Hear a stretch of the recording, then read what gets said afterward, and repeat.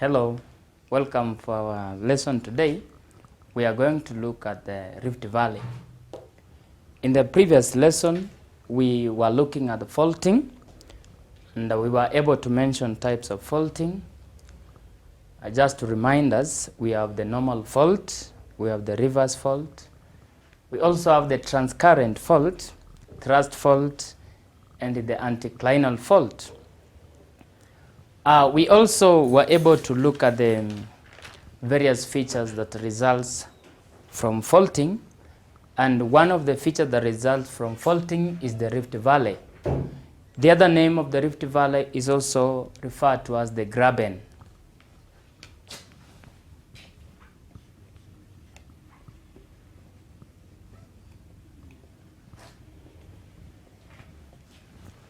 It is also referred to as the graben. And during the earth movement, the plate boundaries result into the tensional forces and also compressional forces. These make part of the earth to fracture. As the earth fractures, it produces several faults that we have mentioned in the previous lesson, such as the normal fault, the reverse fault, transcurrent fault, anticlinal fault, and also the thrust fault. As a result of those fractures, when they develop on the earth crust, the fracturing may lead to the formation of various landscapes. And we have various landscapes that we are able to see them on the earth's surface. Such landscapes include the Rift Valley. We can also have we call them the block mountain or the hosts. Sometimes faulting may result into the earthquakes. We had looked upon the earthquakes in the previous lesson, and the main forces which have been involved in causing all those include the tensional forces.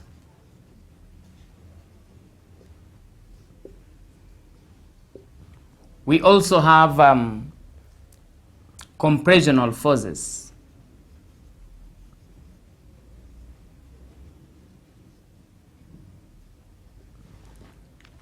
Tensional force is a force that is produced especially when there is a tension or a fracture on Earth's surface or on a given object. It causes either the surface of that object or the surface of the crust or rocks to fracture or split into two. As a result of that, the continuous acting of the tensional forces may pull apart those blocks.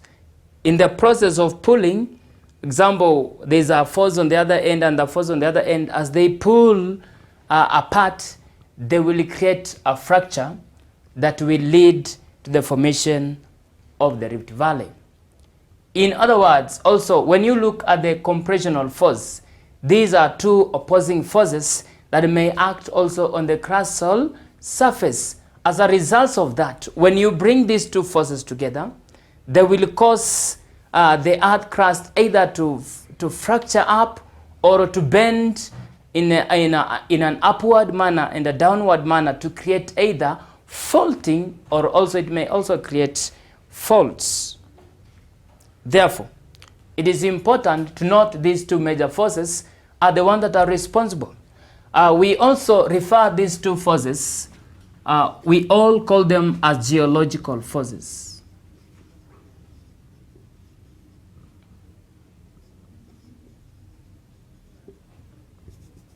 We call them geological forces.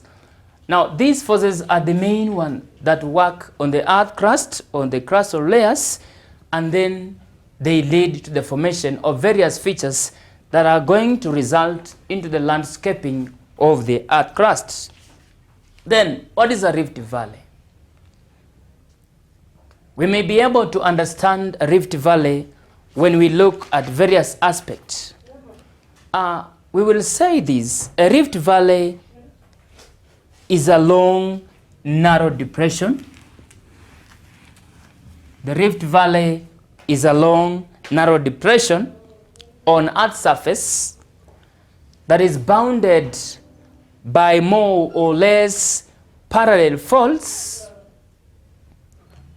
that will lead to the formation of a rift valley or a graben. We are saying that a rift valley or rift valleys are long, narrow depression. They are long and narrow depressions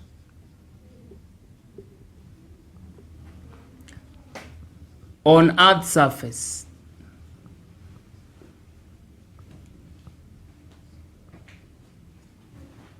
They are found on Earth's surface and bounded by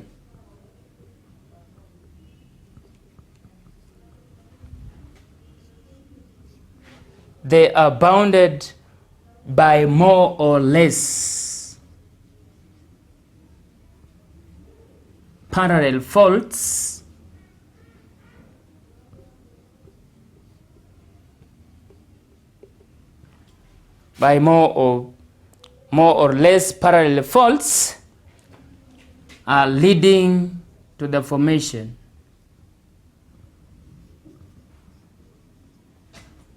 leading to the formation of either graben or a rift valley.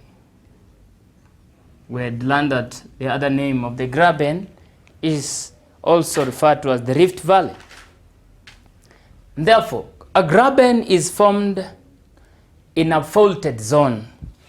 We have to consider areas that are faulted for us to be able to study the formation of the rift valley or the graben. Graben is formed in a faulted zone where two parallel fault line develops. Where two parallel fault lines develops, we look at the two parallel fault lines.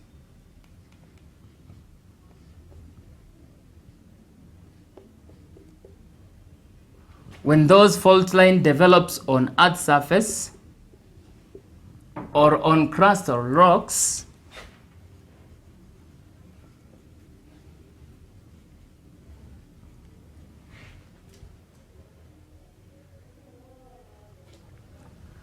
and the geological forces act on them,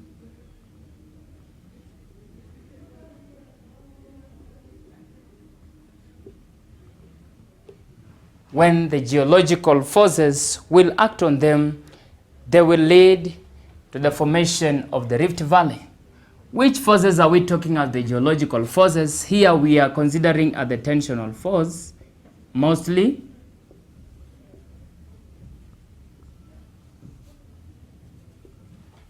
When these tensional forces will act on them, you'll find that it will drift apart.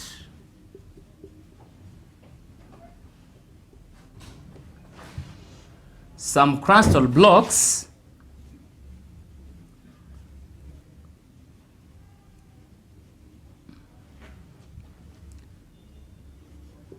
and leaving behind the middle block.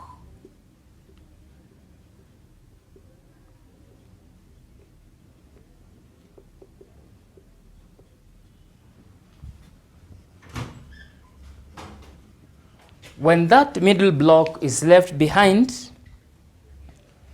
as the tensional forces continue to drift apart in a horizontal manner, the middle block will subside or will sink.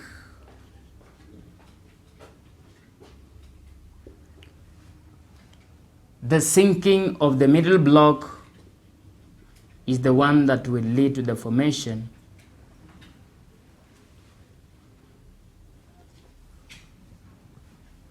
the sinking of the middle block leads to the formation of a graben.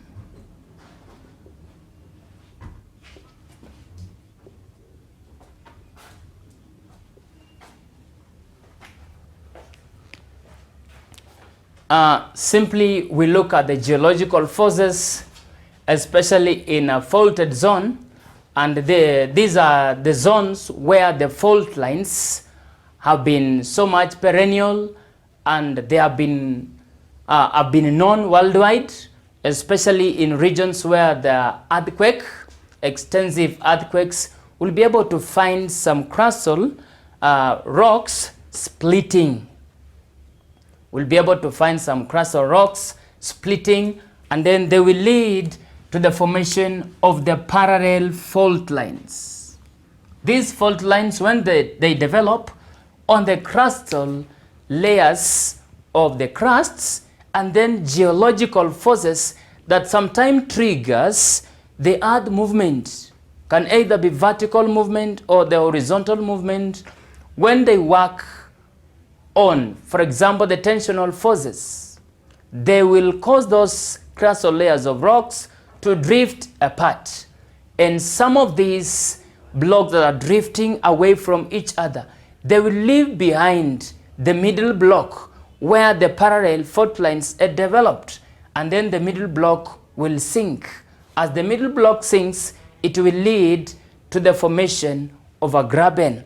And periodically, the graben may be so sharp or may be so steep, but during the process or during the weathering processes or erosion, therefore it will be worn out and may be levelized in the process or after a given long period of time, but initially we'll be able to find it having the steep-sided scarps that will be formed as a result of that. Therefore, we'll be able to work out and find out their formation. Let's look at the formation of our Rift Valley is formed.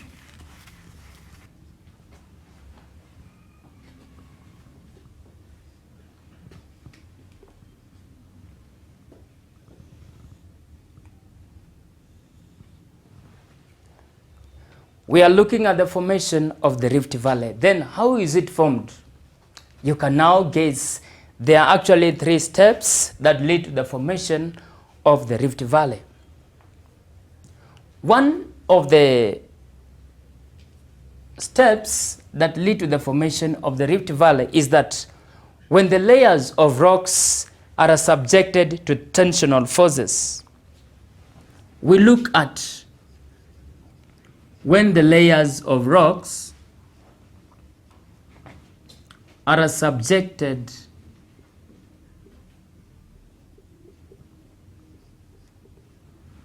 to one of the geological forces, that is majorly the tensional force.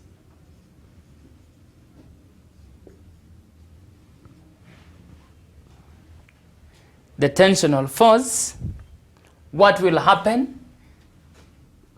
Fault lines. The fault lines will develop.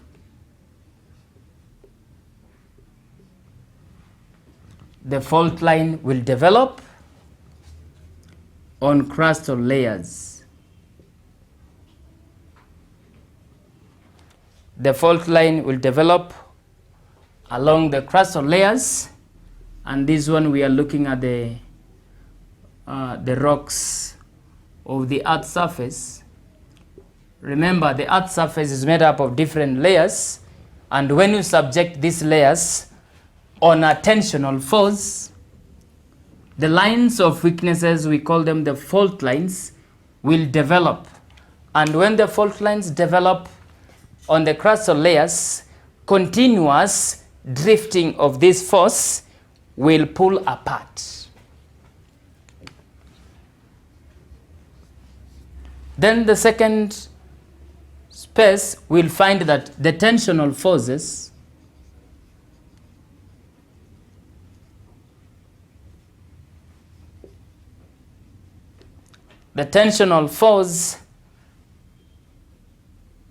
may cause the layers of the earth crust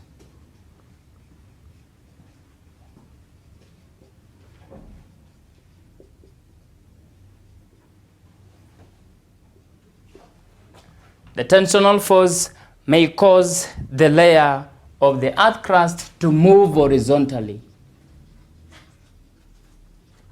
They are going to move horizontally away from each other.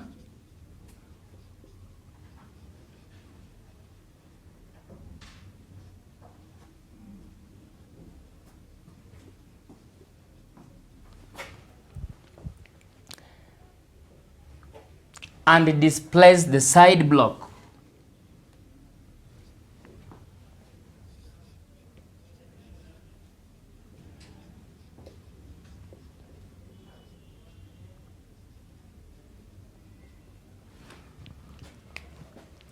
When the tensional force that is going to cause the layers of the earth crust to move horizontally, they will be moving away from each other.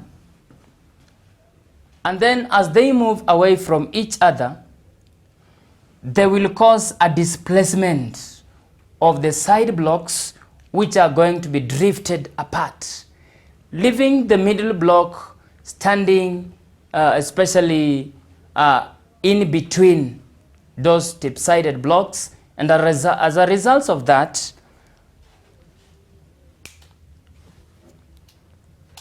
we look at step number 3.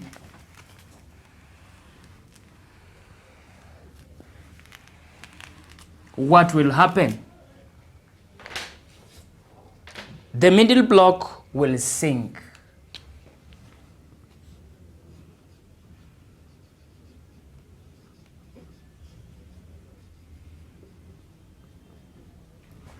The middle block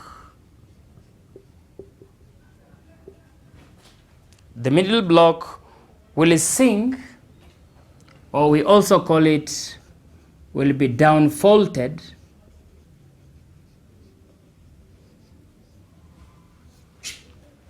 As it is down faulted, leading to the formation of the graben.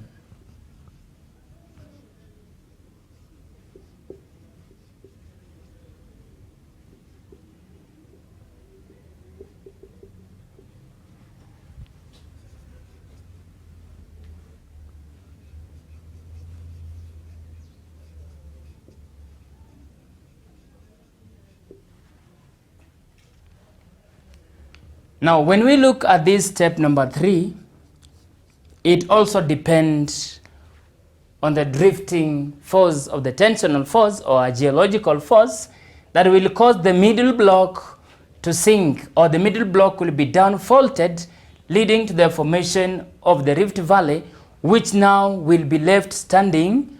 As the middle block sinks, the steep-sided will be more conspicuous with what we call the fault scarps on both sides, and then the middle block that has already sunk or down faulted is the one that we referred to it as the Rift Valley, or we also call it the graben. That is the three steps that leads to the formation of a Rift Valley. We have various examples of the Rift Valley that are very much known or recognized in geological world. One, we have the East African Rift Valley. We call it the Great Rift Valley.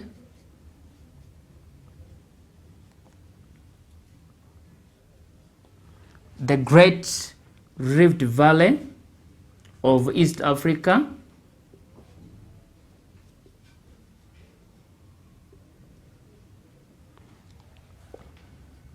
That is one of the example. It is one of the example. And then we look at the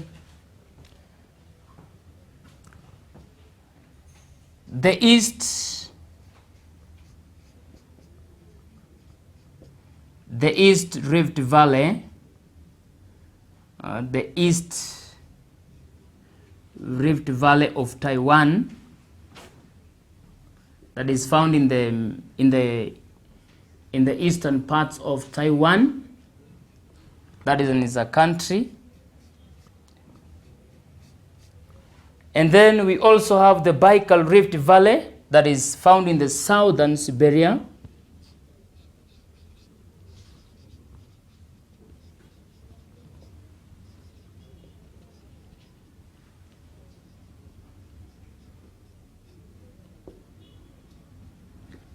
This one is found in the southern Siberia.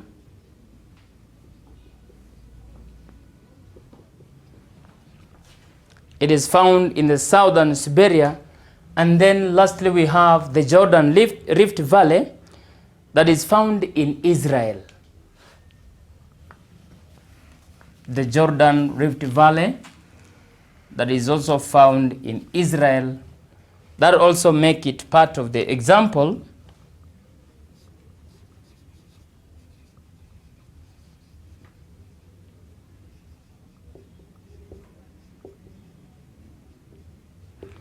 The Jordan Rift Valley is found in Israel. And the Rift Valley are found actually both between on the land and also at the bottom of the ocean.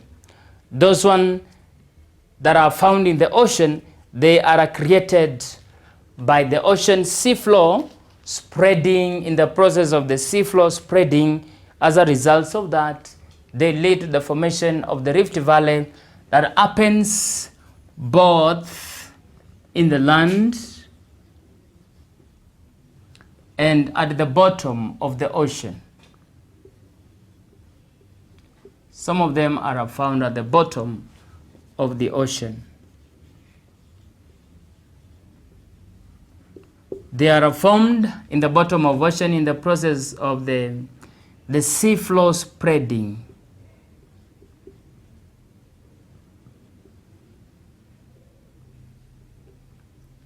In the process of the seafloor spreading, you will find that there are some faulted lines also occurs along the oceans, and in the process of the spreading, some Rift Valley may be found along the ocean, that is at the bottom of the ocean. As a result of that, we'll be able to look at the chart that will lead to understand the process that is leading to the formation of the Rift Valley. We are looking at the formation of the Rift Valley. When we look at this diagram, it is simply showing us the three processes. And one of it, this is a representation of the layers of the crustal rocks. When the layers of the crustal rocks are subjected to tensional forces, then what will result? The fault lines will be formed. And these fault lines are the lines of weaknesses between the crustal rocks. These are the lines that are going to cause the crustal rocks to fracture up. And as they fracture, you will find that there will be a continuous drifting of the force. As the forces continue to act on the crustal layers, drifting apart, what will happen? The side blocks. This is one of the side block, and this is another side block.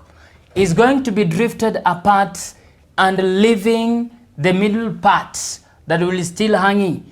In the process of replacing the drifted part of the earth surface or the crustal layers, it will sink. And as it sinks, it leads to the formation of the graben, and this is how it looks like. The whole process has been summarized in this diagram. You'll find that it makes the formation of the Rift Valley or the graben to be clearly understood, although it is happening within the geological forces that are happening under the ground or within the crustal rocks. This is one of the diagram that shows the Rift Valley. On both sides, there are steep-sided, we call them the escapement, or we also call them the fault scarp.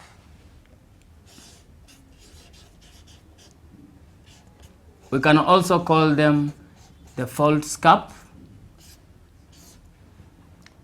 These steep-sided slopes, we can call them the fault scarp, or we can call them escapement in another word. Therefore, this is a simple diagram that shows how a rift valley is formed. Then, when the rift valley is going to be formed, I have illustrated to you showing that there are geological forces that are responsible in making of this. Most of these geological processes lead to the formation of the rift valley. And also, apart from that, when we look at the plate tectonic blocks, they are going to produce different types of plates or boundaries that are related, as we learned earlier, in the plate tectonic. Then, as we move on, we'll be able to find out shortly, we'll be able to look at how the plate tectonic also produces different boundaries on Earth's surface, so that those boundaries are also involved in landscaping of the Earth crust.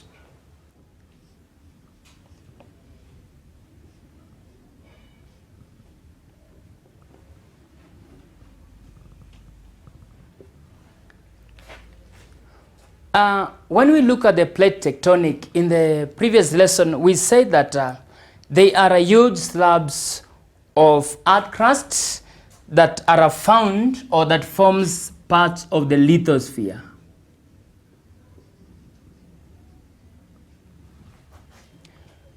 As we learned earlier, these plates are found within the rock's boundaries. They are found within the boundaries. Remember the continental drift theory that lead to the formation of other plates that are found in all world. I'll remind you, we have the African plate, we have the Eurasian plate, we have also the Philippine plate and the Indo-Australian plate, among other plates that are actually in constant motion as the Earth or the lithosphere produces. Therefore, there are three types of plates.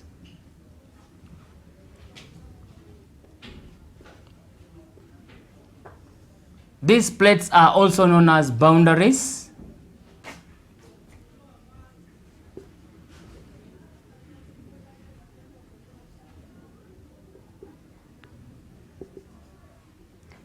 That are found along the crustal. One of the boundary is produced by what we call divergent plate.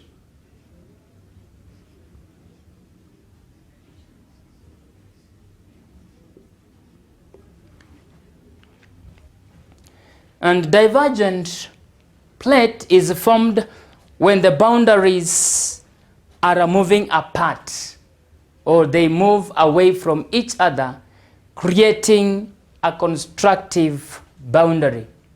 When you look at the divergent plate, these are the rigid blocks that moves away. They are the rigid blocks that are moving away from each other, and when they move apart, they create a constructive boundary.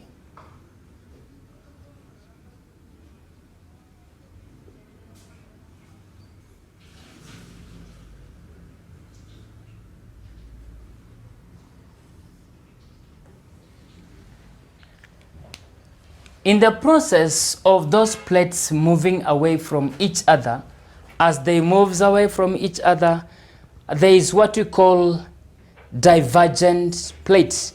When the divergent plates occurs in the process, there are some constructive boundary will be found in between them.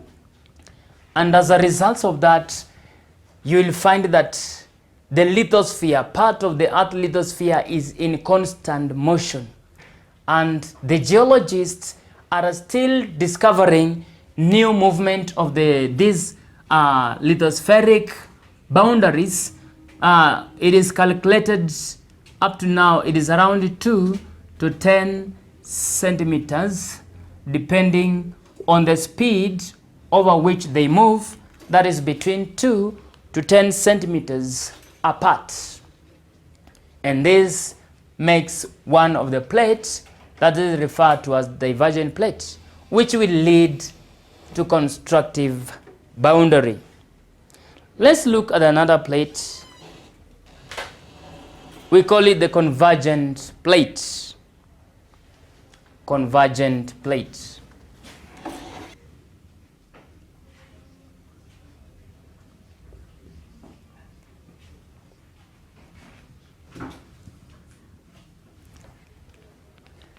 A convergent plate is actually formed when the plate collides with each other, or they collide with one another. And as these plates collide with one another, there are some destructive elements that are going to be found between the subduction zone. They are going to create a subduction zone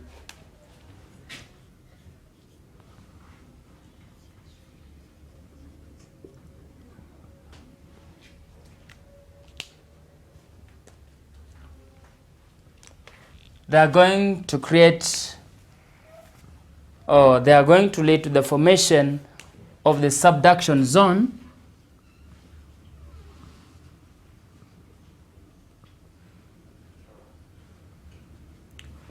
And when you look at the zone of subduction, this is very destructive. It is very destructive. This zone is very destructive. It is the one that is going to lead to the formation of a destructive boundary.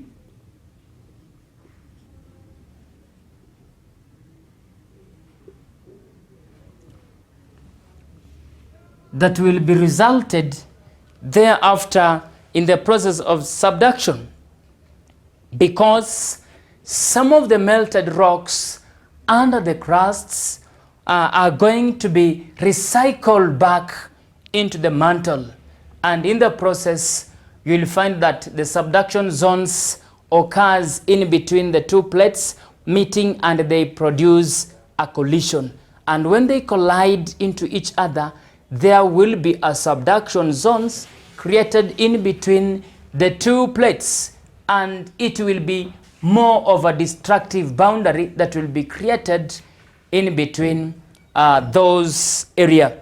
And that one will lead us to look at another plate that is referred, that is the third one, is referred to as the transform plate.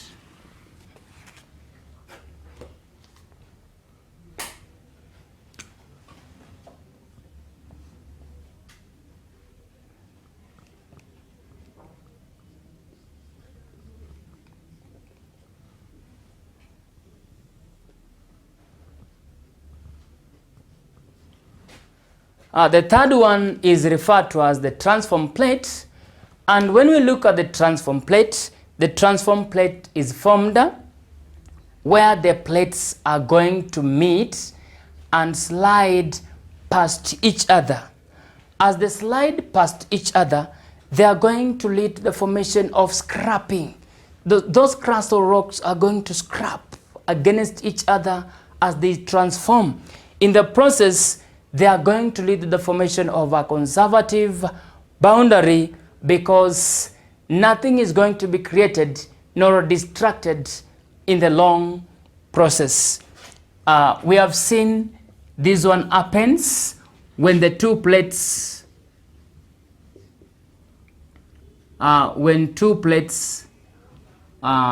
slide past each other.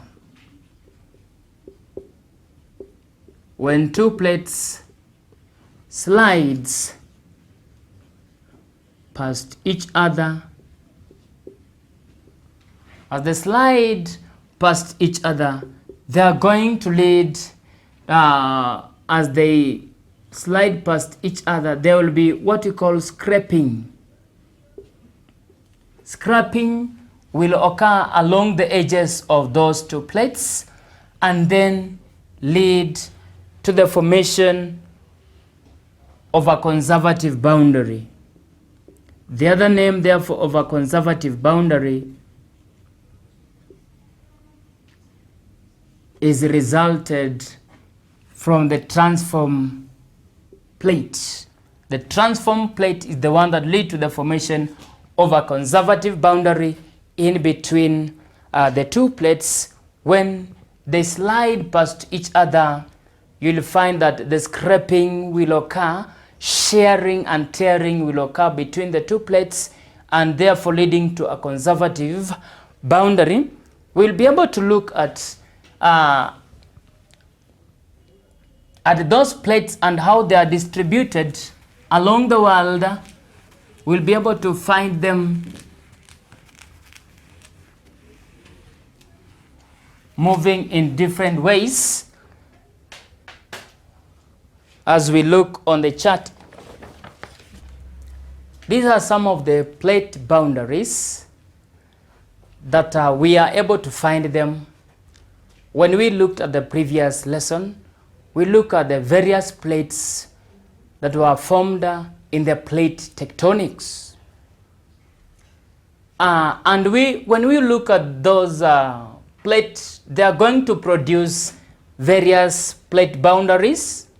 One of the plate boundary that is going to be formed, we have been able to look at the divergent plate, which is formed when the two plates are happening to move past each other, or they move away from each other. Especially when you look, this is South American plate. The South American plate and the Philippine plate happens to move, to drift away from each other.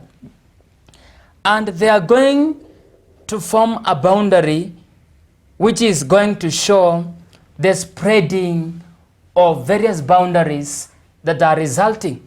Therefore, the kind of boundary that is going to be formed is a constructive boundary in between the two plates. When you look at the Philippine plate, or also the Cocos plate and the South American plate, they are trying to drift away from each other. And at a given moment, look at the North American plate. The North American plate, this one is trying to drift on the opposite direction as the Eurasian plate try to meet. This is the major movement. Therefore, in the process, there will be shearing or scraping that will occur. And therefore, the kind of boundary that has been mentioned here, you are able to understand. And that is why when you look at the Caribbean plate and the South American plate, they are drifting, but now away from each other. But North American plate and the Cocos plate are moving almost toward the same direction, and therefore in different direction. As they move in those directions, they are going to create a subduction zone, which will result into the scraping. And when you look at the Eurasian plate and the African plate, they are almost moving in the same direction, but this one seemingly to drift away from the Eurasian plate.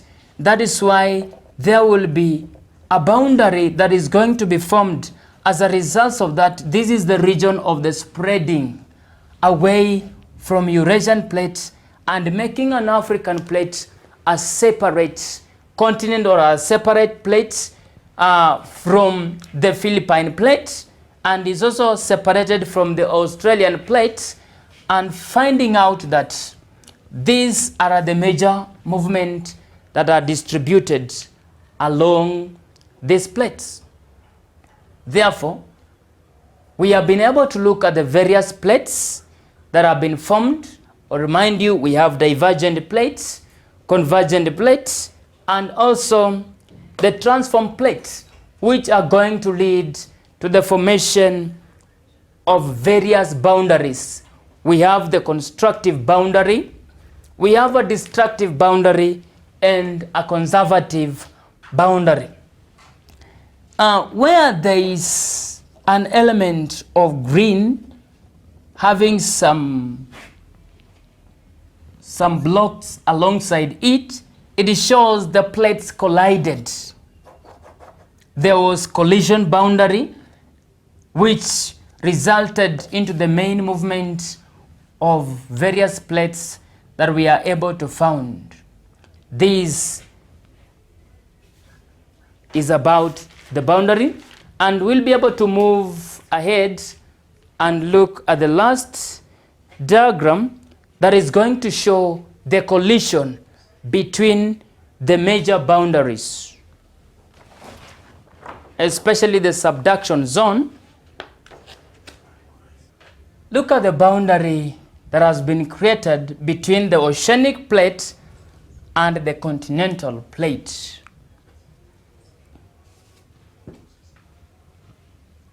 When you study this diagram carefully, you will find that there is a zone of subduction that is happening in between these two plates because they are trying to move. Against into each other. This is the continental plate and this is the oceanic plate. Eventually, when you look at the oceanic plate is less denser than the continental plate. And therefore, when these two plates meet, they will create a zone of subduction.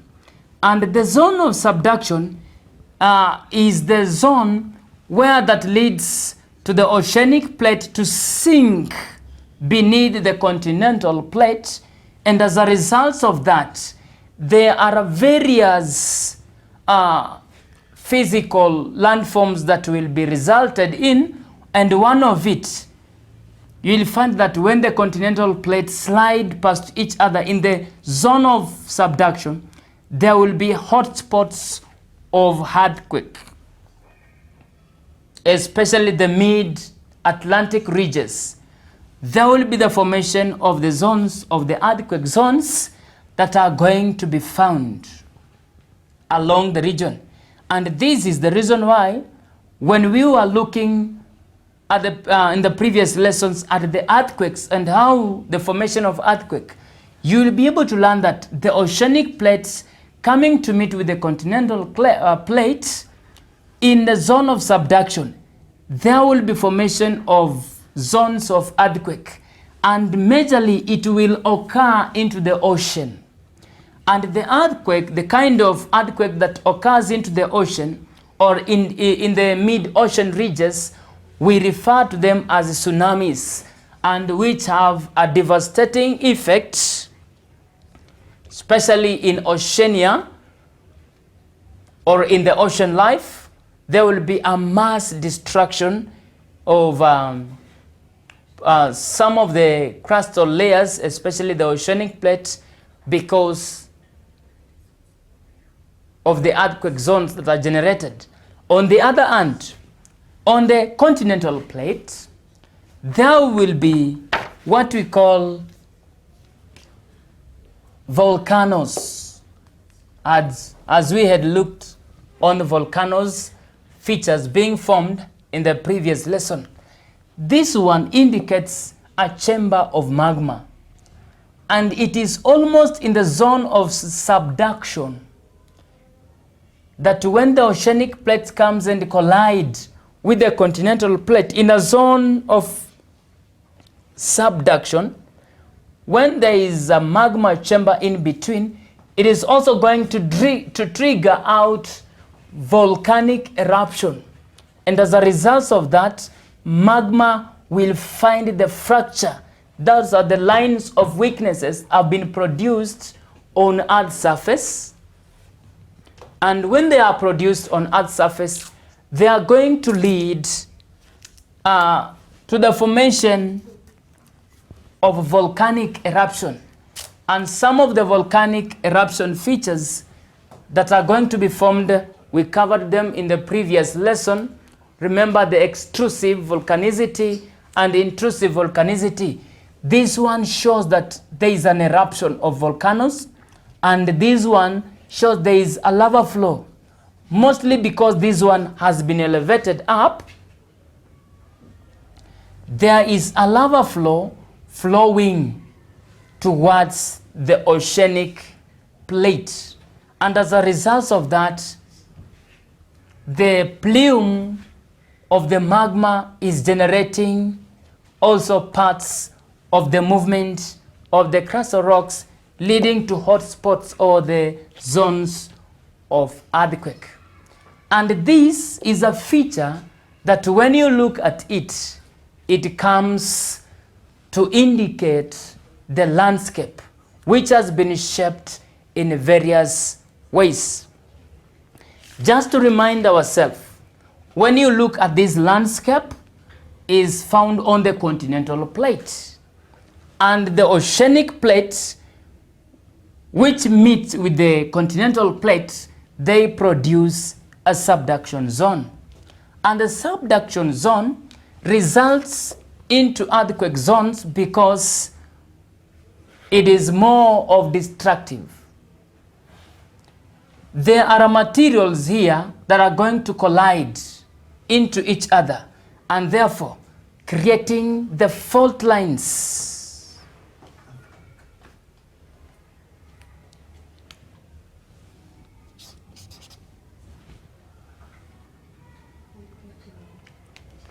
Creating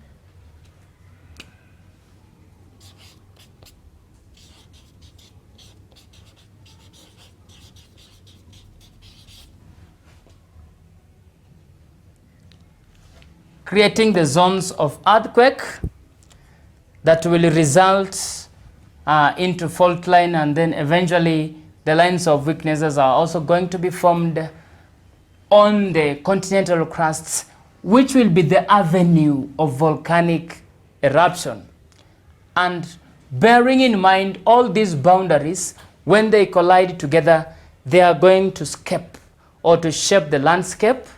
As a result of that, they are going to shape the landscape.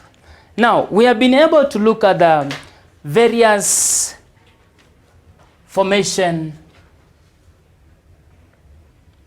especially the effect of the fault line and the resultant feature, and we have been able to look at the plate tectonic. Under that, we have been able to discover the three boundaries that have been created, especially during the movement of those plates.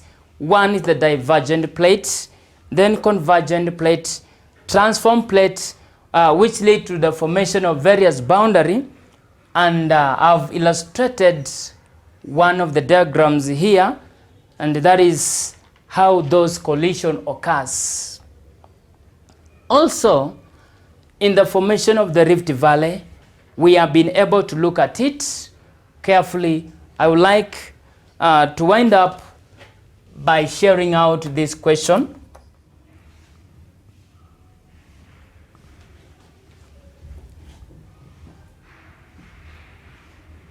When we look at the question one asks us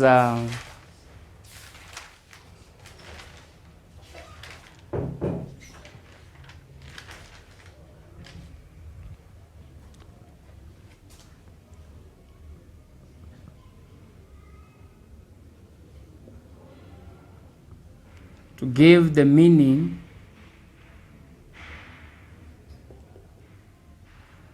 of faulting.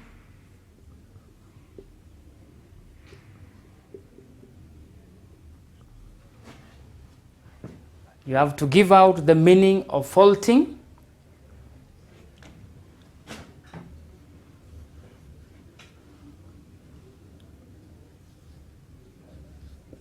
And then you have to outline various types of faults.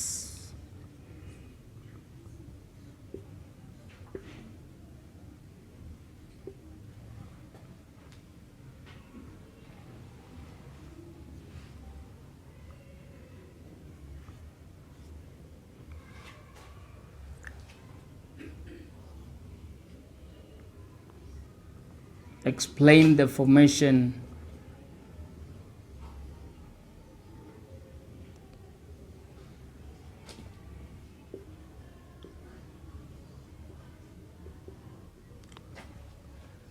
the formation of a graben.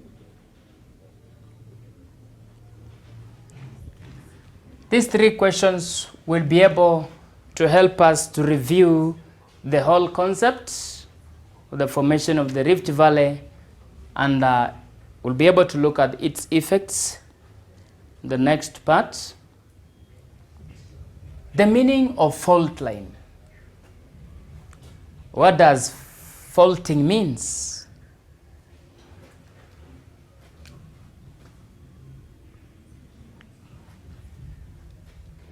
From the previous lesson, we learned that faulting is the fracturing of the crust or rocks as a result of tectonic force.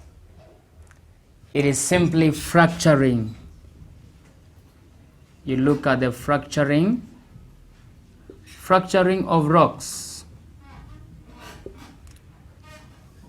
That is the meaning of faulting. Or you can also say that it is the splitting of the crust or rocks.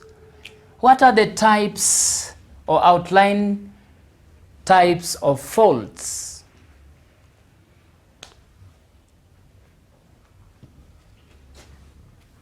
There are various types of faults. The question wants us to outline them. One, we have the normal fault.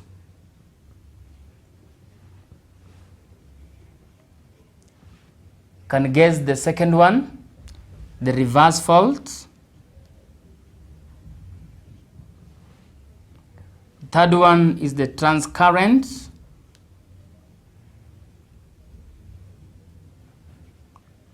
Transcurrent fault. I added you two. That one we have thrust fault.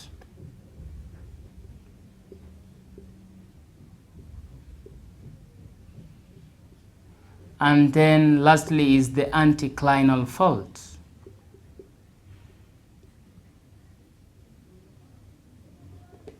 These are the main types of faults that you are required to remember. We have the normal fault, reverse fault, transcurrent fault, thrust fault, and anticlinal fault. The third question requires that you explain the formation of a graben. In that one, you'll be able to describe it. You can even use the diagrams whenever they aid in the necessary to help you understand the whole process.